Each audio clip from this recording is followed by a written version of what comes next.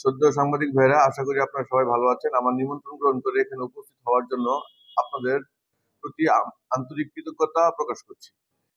আমি মোহাম্মদ সাকিব হাসান দীর্ঘদিন যাবৎ সুনামের সাথে রানা কম্পিউটার অ্যান্ড ট্রাভেলস নামে একটি ব্যবসা পরিচালনা করে আসছি।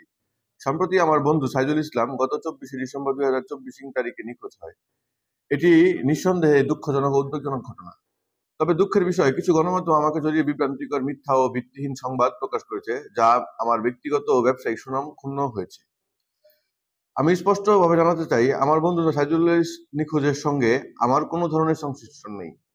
এ ধরনের ভিত্তিহীন উদ্দেশ্যপ্রণীত সংবাদ প্রকাশের ফলে আমি সামাজিক ও মানসিকভাবে ক্ষতিগ্রস্ত হয়েছি।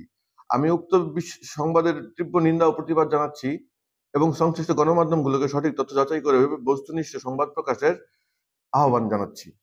একই সঙ্গে আমি প্রশাসনের প্রতি সাইদুলের নিখোঁজের সঠিক তদন্ত করে প্রকৃত ঘটনা উদ্ঘাটনের জন্য জোর দাবি জানাচ্ছি, যাতে প্রকৃত দোষীরা আইনের আওতায় আসে এবং অহেতুক হয়রানি থেকে মুক্তি পায়।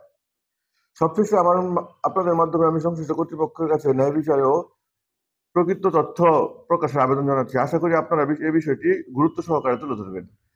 আল্লাহ আমাদের সবাইকে সত্য ও ন্যায় পথে পরিচালিত করুক। আমিন।